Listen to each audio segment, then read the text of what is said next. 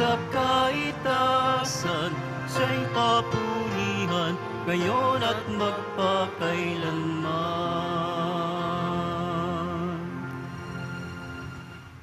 Simulan natin ang ating pagdiriwang sa ngalan ng Ama at ng Anak at ng Espiritu Santo.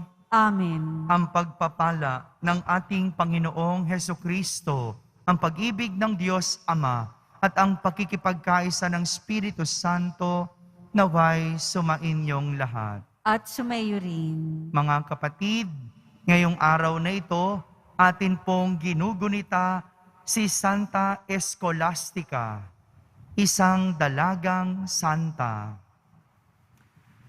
Upang tayo maging marapat gumanap sa banal na pagdiriwang, aminin muna natin at pagsisihan ang ating mga kasalanan.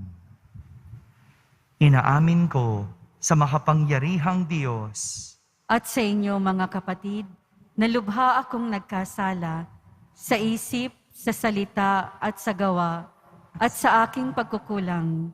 Kaya'y sinasamo ko sa mahal na Birheng Maria, sa lahat ng mga anghel at mga banal, at sa inyo mga kapatid, na ako'y ipanalangin sa Panginoong ating Diyos. Kaawan tayo na makapangyarihang Diyos, patawarin tayo sa ating mga kasalanan at patnubayan tayo sa buhay na walang hanggan. Amen. Panginoon, kaawaan mo kami. Panginoon, kaawaan mo kami. Kristo, kaawaan mo kami. Kristo, kaawaan mo kami. Panginoon, kaawaan mo kami. Panginoon, kaawaan mo kami. Manalangin tayo. Ama naming makapangyarihan, buong galak naming pinararangalan ang alaala ni Santa Escolastica.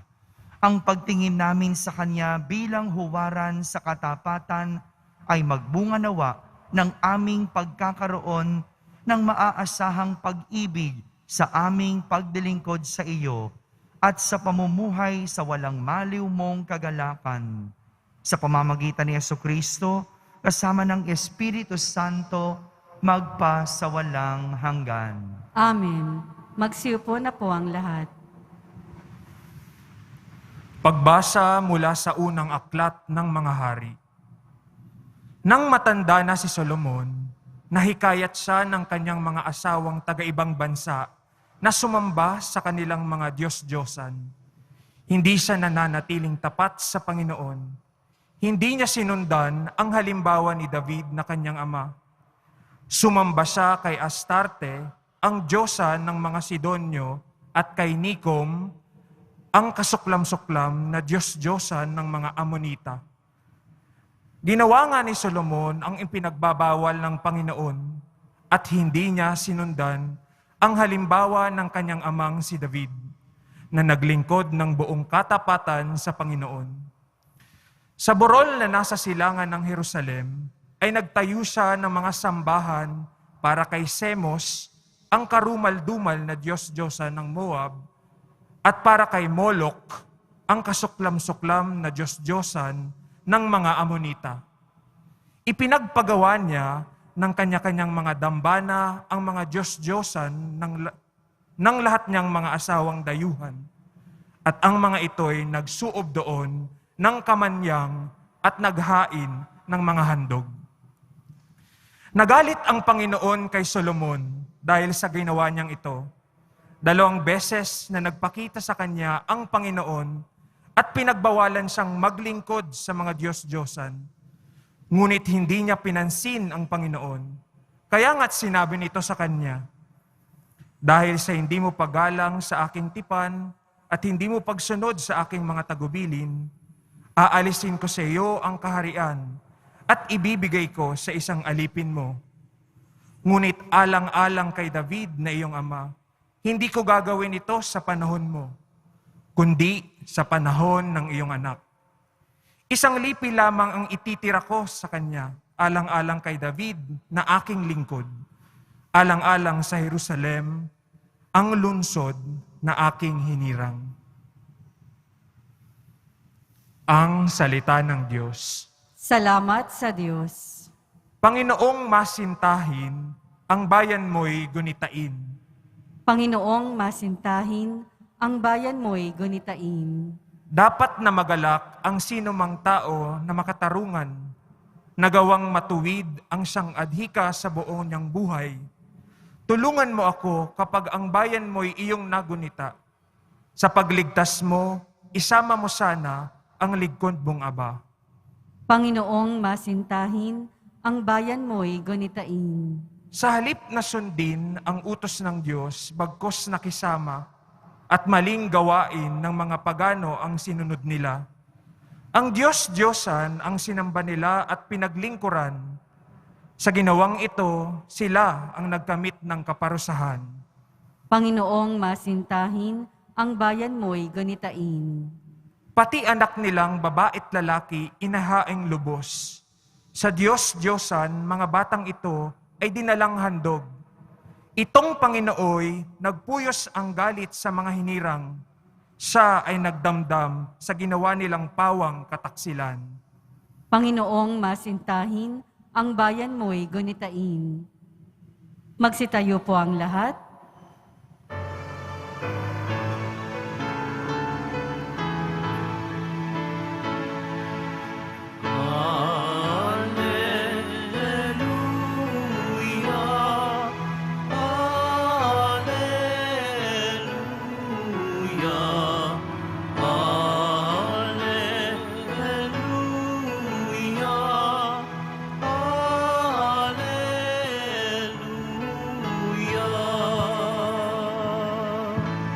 Sa kababaan ng loob, dinggin ang salita ng Diyos upang kayo ay matubos. Alleluia, Alleluia,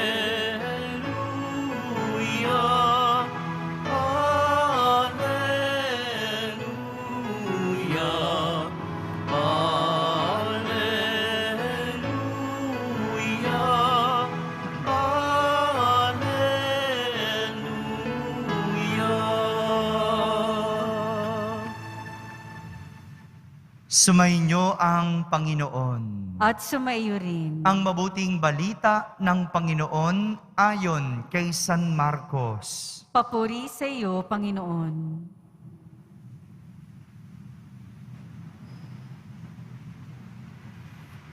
Noong panahong iyon, nagtungo si Jesus sa lupain ng Tiro at tumuloy sa isang bahay doon. Ayaw sana niyang malaman ni numan na naroroon siya. Subalit, hindi gayon ang nangyari. Ang pagdating niya'y nabalitaan ng isang inang may maliit na anak na babaeng inaalihan ng masasamang espiritu. Pumunta siya agad kay Jesus at nagpatira pa sa kanyang harapan. Ang babaeng ito'y hentil, tubo sa Syro-Phoenicia. Ipinamanhik niya kay Jesus na palayasin ang demonyo na nasa kanyang anak. Ngunit sinabi ni Jesus, kailangang busugin muna ang mga anak. Hindi dapat kunin ang pagkain ng mga anak upang ihagis sa mga tuta. Tunay nga po, Panginoon, tugon ng babae. Ngunit ang mga tuta mang nasa ilalim ng hapag ay naninimot ng mga mumong nalalaglag ng mga anak. Kaya't sinabi sa kanya ni Jesus, dahil sa sinabi mo, maaari ka nang umuwi. Iniwan na ng demonyo ang iyong anak. Umuwi ang babae at naratnan niya sa higaan ang bata. Iniwan na nga ng demonyo. Mga kapatid, ang mabuting balita ng Panginoon. Pinupuri ka namin, Panginoong Hesukristo. Magsiupo na po ang lahat. Magandang araw po sa inyong lahat. Isang babaeng hentil na taga Phoenicia ang lumapit kay Jesus at humiling habang ito ay nakadapa. Ang hiling ng babae, pagalingin ang kanyang anak na inaalihan ng demonyo. Kung tutuusin, wala naman pong bago sa kwento na ating narinig dahil madalas namang magpagaling si Jesus ng mga may sakit. Madalas magpalaya si Jesus ng mga demonyo. Ngunit dahil kakaiba ang bidang karakter ng ating ebanghelyo, kung kaya't siya'y naging espesyal kay Jesus. 3 dahilan.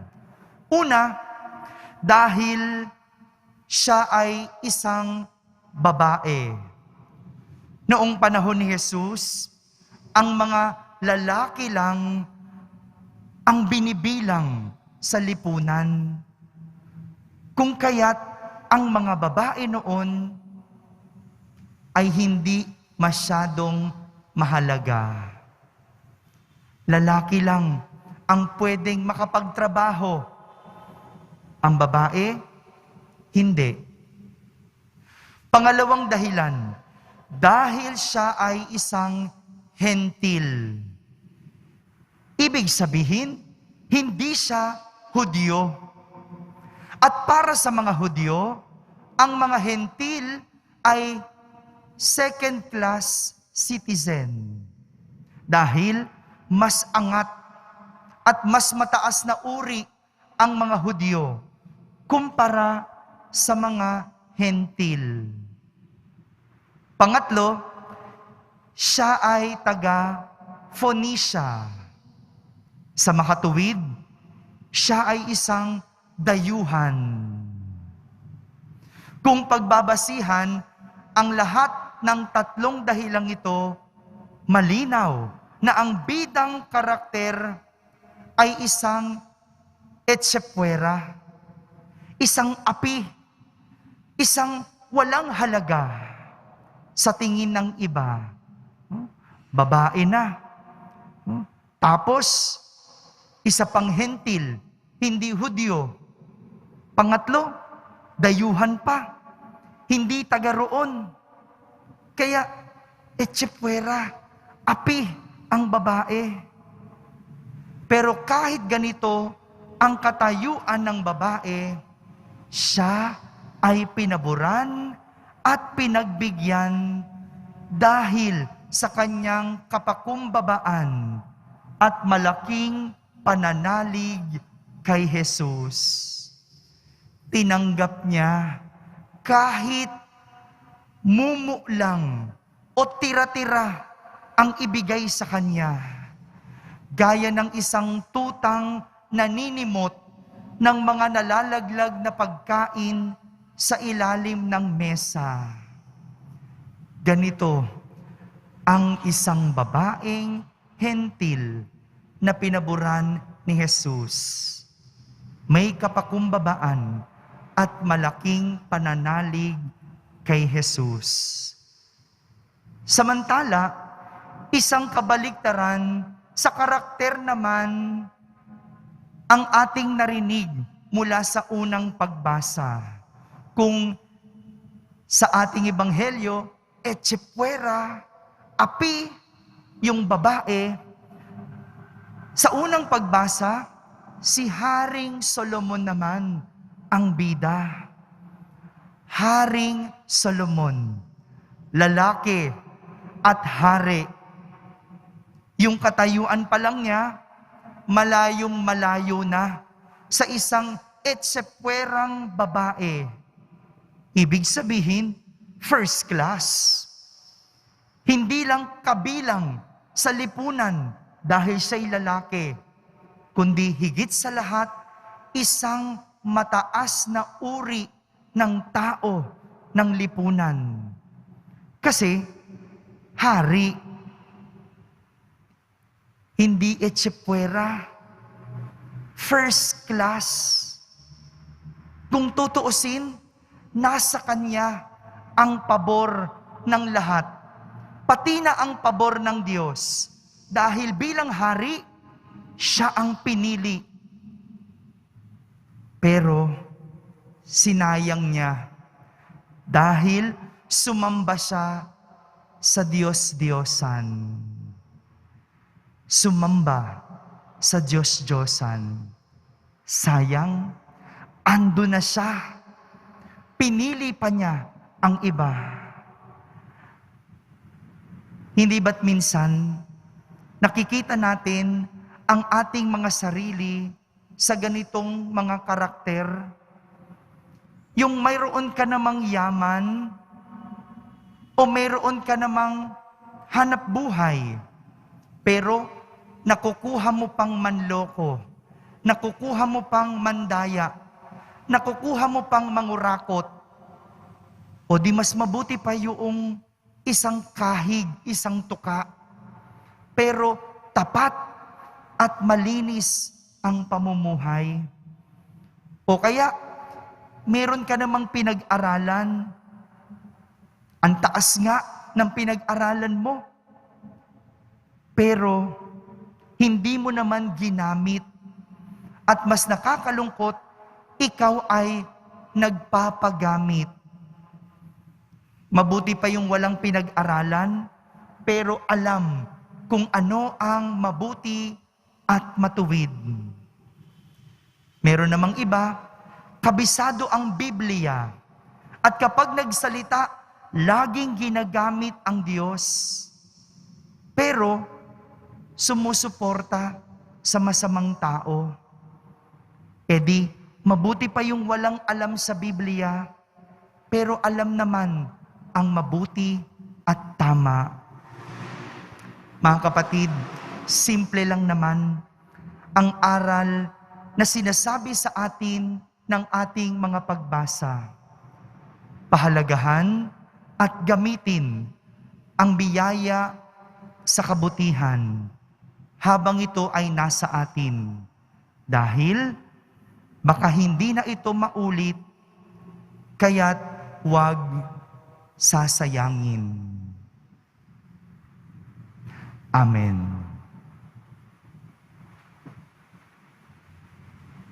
Magsitayo po ang lahat. Minamahal kong mga kapatid, binuwag ni Jesucristo ang pader na naghihiwalay sa mga Hudyo at Hentil bilang isang sambayanan ng iisa, bago at walang hanggang tipan. Manalangin tayo sa Amang nagbubuklod sa atin at ating sambitin. Diyos ng lahat ng bansa, pakinggan mo kami. Diyos ng lahat ng bansa, pakinggan mo kami. Ang simbahan sa buong daigdig, naway maging daluyan ng awa, kapayapaan, at pag-ibig ng Diyos. Manalangin tayo. Diyos ng lahat ng bansa, pakinggan mo kami. Bilang komunidad ng mananampalataya, naway hindi tayo magkahati-hati dahil lamang sa mga simple o walang kwentang dahilan ng away. Manalangin tayo. Diyos ng lahat ng bansa, pakinggan mo kami.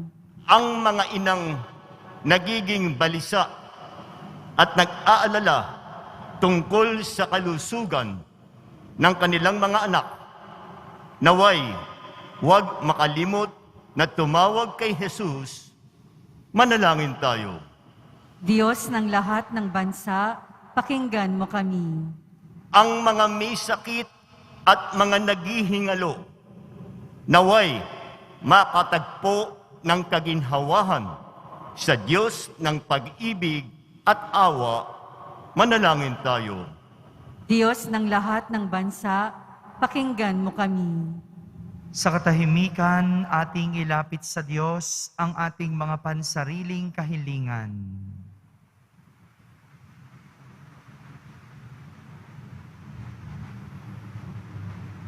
Manalangin tayo. Diyos ng lahat ng bansa, pakinggan mo kami. Makapangyarihang Diyos, aming kanlungan at lakas, nais mo na kami ay maging iisang sambayanan. Maging bukas nawa ang aming kalooban sa pangangailangan ng iba. Hinihiling namin ito sa pamamagitan ni Kristo na aming Panginoon. Amen. Magsiupo na po ang lahat.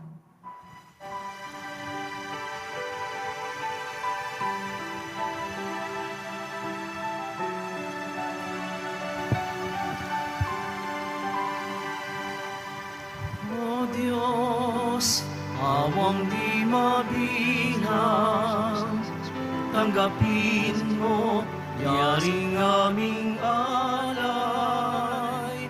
Gawin ito bilang tanda ng aming kaligtasan. Narito, O Ama, alak at tinapay, bunga ng lupa at ng aming paggawa. Magsitayo po ang lahat. Manalangin kayo mga kapatid upang ang paghahain natin ay kalugdan ng Diyos amang makapangyarihan. Tanggapin nawa ng Panginoon itong paghahain sa iyong mga kamay, sa kapurihan niya at karangalan, sa ating kapakinabangan at sa buong sambayanan niyang banal. Ama naming lumikha, sa pagpapahayag namin sa iyong kadakilaan, ngayong ginugunitan namin ang dalagang si Santa Escolastica. Ang kalugod-lugod niyang kagitingan sa pamumuhay ay mapaging dapat nawang kalugdan mo ang aming mga alay sa pamamagitan ni Jesucristo kasama ng Espiritu Santo magpa sa walang hanggan. Amen. Sumainyo ang Panginoon. At sumaiyo rin. Itaas sa Diyos ang inyong puso at diwa. Itinaas na namin sa Panginoon. Pasalamatan natin ang Panginoong ating Diyos. Marapat na siya ay pasalamatan. Ama naming makapangyarihan, tunay ngang marapat na ikaw ay aming pasalamatan. Ngayoy ikinagagalak naming may mga banal na tao na nagtalaga ng sarili sa anak mong si Jesucristo upang ipamalas nila ang paghahari mo at maakit ang kapwa na manalig sa iyo. Ngayon sa amin ibinibigay ng iyong anak na minamahal ang kabanalang iyong taglay at hangad mong kamtin ng tanan. Ito ang pinanggagalingang aming ngayong nililingon. Dito mo rin nais na kami makarating at humantong. Kaya kaysa ng mga anghel na nagsisiawit ng papuri sa iyo nang walang humpay sa kalangitan, kami nagbubunyi sa iyong kadakilaan.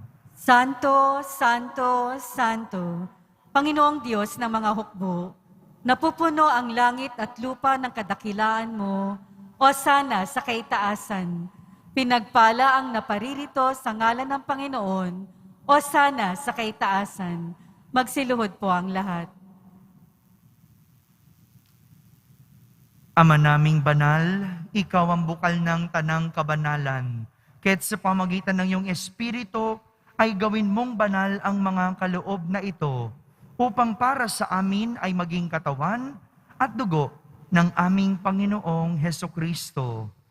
Bago niya, pinagtiis ang kusang loob na maging handog, hinawakan niyang tinapay, pinasalamatan kanya, pinaghati-hati niya iyon, iniabot sa kanyang mga lagad, at sinabi,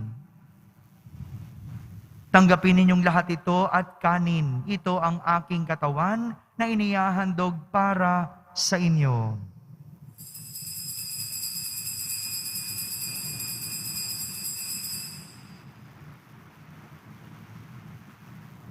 Gayon din naman, nung matapos ang hapunan, hinawakan niyang kalis, muli kanyang pinasalamatan. Iniabot niyang kalis sa kanyang mga alagad, at sinabi, tanggapin ninyong lahat ito at inumin. Ito ang kalis ng aking dugo, ng bago at walang hanggang tipan. Ang aking dugo na ibubuhos para sa inyo at para sa lahat sa ikapagpapatawad ng mga kasalanan. Gawin ninyo ito sa pag-alaala sa akin.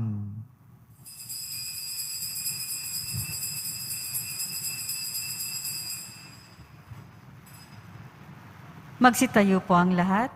Ipagbunyi natin ang misteryo ng pananampalataya. Si Kristo'y namatay, si Kristo'y nabuhay, si Kristo'y babalik sa wakas ng panahon. Ama, ginagawa namin ngayon ang pag-alaala sa pagkamatay at muling pagkabuhay ng iyong anak. Kaya't inaalay namin sa iyo ang tinapay na nagbibigay buhay at ang kalis na nagkakaloob ng kaligtasan. Kami nagpapasalamat dahil kami iyong minarapat na tumayo sa harap mo para maglingkod sa iyo. Isinasamo namin kaming magsasalo-salo sa katawan at dugo ni Kristo ay mabuklod sa pagkakaisa sa pamamagitan ng Espiritu Santo. Ama, lingapin mo ang iyong simbahang laganap sa buong daigdig. Puspusin mo kami sa pag-ibig kaysa ni Francisco na aming Papa at ni Jose na aming Obispo at ng Tanang Kaparian. Alalahanin mo rin ang mga kapatid naming nahimlay na may pag-asang sila'y muling mabubuhay, gayon din ang lahat ng mga pumanaw. Kawaan mo sila at patuloyin sa iyong kaliwanagan. Kawaan mo at pagindapating kaming lahat na makasalo sa iyong buhay na walang wakas. Kaysa ng mahal na Birhen Maria na ina ng Diyos, ng kabiyak ng puso niyang San Jose. Kaysa ng mga apostol at ng lahat ng mga banal na namuhay dito sa daigdig ng kalugod-lugod sa iyo, may pagdiwang nawa namin ang papupuri sa ikararangal mo sa pamamagitan ng iyong anak na aming Panginoong Hesukristo. Sa pamamagitan ni Kristo, kasama niya at sa Kanya, ang lahat ng parangal at papuri ay sa iyo, Diyos amang makapangyarihan, kasama ng Espiritu Santo, magpa sa walang hanggan. Amen. Sa tagubilin ng mga nakahagaling na utos at turo ni Jesus na Panginoon natin at Diyos, ipahayag natin ng lakas loob. Ama namin, sumasalangit ka, Sambahin ang ngalan mo, mapasa amin ang kaharian mo. Sundin ang loob mo dito sa lupa para ng sa langit. Bigyan mo po kami ngayon ng aming kakanin sa araw-araw at patawarin mo kami sa aming mga sala para ng pagpapatawad namin sa nagkakasala sa amin. At huwag mo kaming ipahintulot sa tukso at iadya mo kami sa lahat ng masama. hinihiling namin kami iadya sa lahat ng masama, pagkalooban ng kapayapaan araw-araw, iligtas sa kasalanan at ilayo sa lahat ng kapahamakan.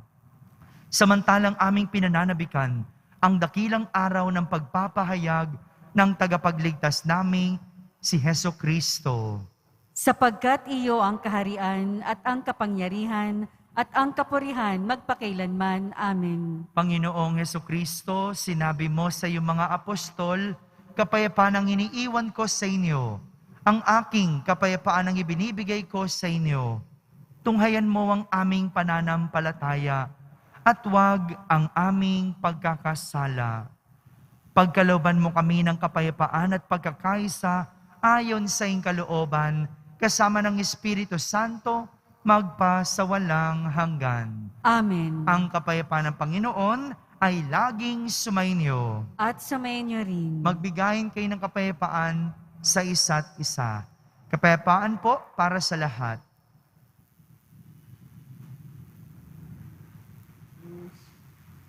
Kordero ng Diyos na nag-aalis ng mga kasalanan ng sanlibutan, maawa ka sa amin.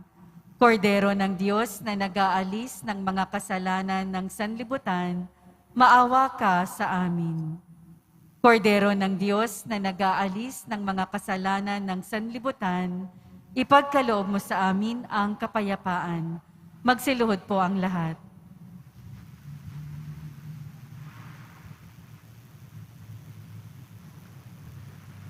Ito ang kordero ng Diyos. Itong nag-aalis ng mga kasalanan ng sanlibutan. Mapalad ang mga inaaniyahan sa kanyang piging. Panginoon, hindi ako karapat-dapat na magpatuloy sa iyo. Ngunit sa isang salita mo lamang ay gagaling na ako. Ang katawan ni Kristo, Amen.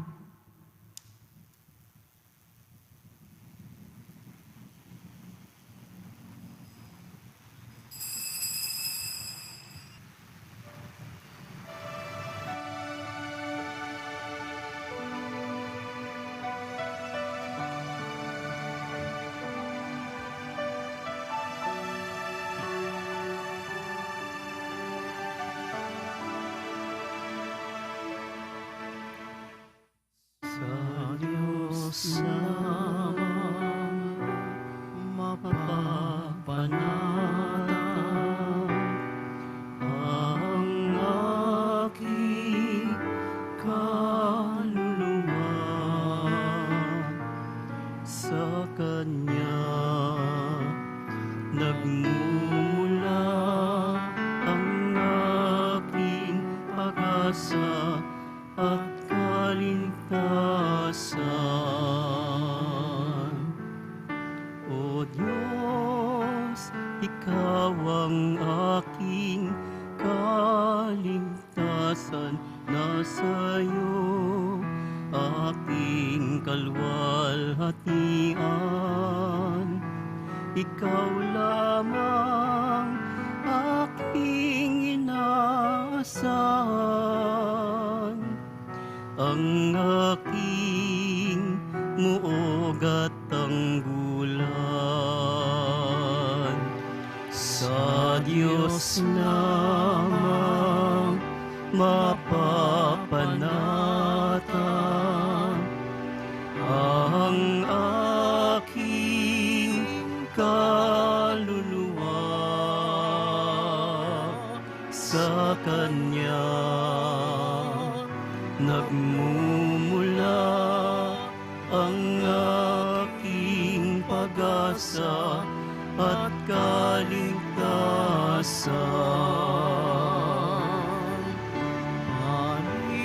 Paninil di ko ba nalaligan, puso'y di hihihilig sa yaman, kundi sa Diyos na makapangyarihan, na aking lakas at takbuhan. Sa Diyos lamang mapapanatag ang aking kaluluwa. Sa Kanya nagmumula ang aking pag-asa at kaligtasan. Sa Kanya nagmumula ang aking pag-asa at kaligtasan.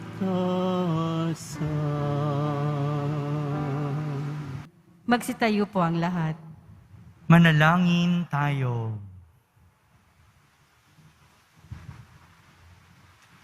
Ama naming mapagmahal, sa pagsasalo namin ngayon sa banal na pakikinabang, matulungan nawa kami ng ulirang katapatan ni Santa Escolastica upang tanging ikaw ang aming mahalin habang inaako namin ang malasakit ni Jesucristo kasama ng Espiritu Santo magpa sa walang hanggan. Amen. Noon, At sumainyo rin. pagbabasbas ng Poong Yesus Nazareno. Mahal na Poong Yesus Nazareno, inihayag mo sa pamamagitan ng krus ang walang maliw na pag-ibig ng Diyos sa sangkatauhan. Pakinggan mo ang kahilingan ng iyong angkan na nagsusumamo sa iyo. Makamtanawan nila ang inyong katugunan at tanggapin ang kasagutan na may utang na loob na tinatanaw. Basbasan din po ninyo ang lahat na may karamdaman at nahihirapan. Sa pamamagitan ng bendisyon na ito, naway maalala nila ang mga pangako nila noon sa binyag, na ikaw ang kanilang iibigin at pagdilingkuran bilang Panginoon magpa sa walang hanggan. Amen. At pagpalain kayo ng makapangyarihang Diyos, Ama, Anak, at Espiritu Santo. Amen. Tapos na po ang ating pagdiriwang, humaiking taglay ang pag-ibig at kapayapaan ng Poong Yesus Nazareno. Salamat sa Diyos.